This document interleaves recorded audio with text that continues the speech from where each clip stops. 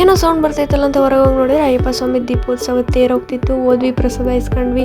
ದೀಪೋತ್ಸವ ನೋಡ್ಬೋದು, ಎಲ್ಲ ಮಕ್ಳುಗಳು ದೀಪ ಹಿಡ್ಕೊಂಡು ಹೋಗ್ತಿದ್ರು. ಬಟ್ ಈ ಸಲ ಏನು ವಿಶೇಷ ಅಂತಂದರೆ ಹುಡುಗರು ಕೂಡ ದೀಪ ಹಿಡ್ಕೊಂಡು ಹೋಗ್ತಿದ್ರು.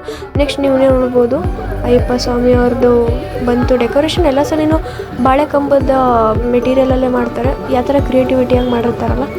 ಸೊ ಅದನ್ನೆಲ್ಲ ಮುಗಿಸ್ಕೊಂಡು ಬೆಳಗ್ಗೆ ಎದ್ದು ಹೋದ್ವಿ ದೇವಸ್ಥಾನದ ಹತ್ರ. ರಾತ್ರಿ ನೋಡಿದ್ವಲ್ಲ ಅಲ್ಲಿ ಫಸ್ಟ್ ಹೋದ ತಕ್ಷಣ ನವಗ್ರಹದ ಹತ್ರ ಸುತ್ತಾಡಿದ್ವಿನಾಗಿದ್ದ ಸುತ್ತಾಕಿದ್ವಿ. ಅಮ್ಮ ನಾನೆಲ್ಲ ಸುತ್ತಾಕಿದ್ವಿ. ಅಮ್ಮ ಏನೇನೋ ಅಪ್ಲಿಕೇಶನ್ ಹಾಕಿದ್ರೆ ನಂದು ಒಂದಿರಲಿ ಅಂತ ನಾನು ಒಂದು 2 ಅಪ್ಲಿಕೇಶನ್ ಹಾಕ್ತೆ. ನೆಕ್ಸ್ಟ್ ಅಯ್ಯಪ್ಪ ಸ್ವಾಮಿ ಹತ್ರ ಹೋದ್ವಿ. ಅಲ್ಲೂ ಡೆಕೋರೇಷನ್ ತುಂಬ ಚೆನ್ನಾಗಿ ಮಾಡಿದ್ರು. ಅದನ್ನೆಲ್ಲ ಮುಗಿಸ್ಕೊಂಡು ನೆಕ್ಸ್ಟ್ ಸ್ಟಾಪ್ ಏನು ಅಂತಂದರೆ ಪ್ರಸಾದದ ಹತ್ರ ಹೋಗಿ ಪ್ರಸಾದ ಎಲ್ಲ ಕ್ಲೀನಾಗಿ ಬಾರಿಸಿ ನೆಕ್ಸ್ಟ್ ನೋಡಿದರೆ ನಮ್ಮಮ್ಮ ಆಲ್ರೆಡಿ ಅಲ್ಲಿ ಯಾರ ಹತ್ರನೂ ಮೀಟಿಂಗ್ ಸ್ಟಾರ್ಟ್ ಮಾಡಿದ್ರು. ಅವ್ರಿಗೆ ಮುಗಿಯಲ್ಲ ಅಂತ ನಂಗೆ ಕೈ ತೊಳ್ಕೊಂಡು ಮತ್ತೆ ಬಂದರು. ಅವ್ರದ್ದು ಇನ್ನೂ ಮುಗ್ದಿರಲಿಲ್ಲ. ಆಮೇಲೆ ಹೋಗೋಣ ಬೈಕ್ ಸ್ಟಾರ್ಟ್ ಮಾಡೋಣ ಅಂತಂದರೆ ಬೈಕೇ ಸ್ಟಾರ್ಟ್ ಆಗ್ತಿರ್ಲಿಲ್ಲ. ನಮ್ಮಮ್ಮ ಬಂದ್ರೆ ಇಬ್ಬರು ಕೈಗೆ ಆಗೋದಂತ ಮುಗಿಸ್ತಾರೆ.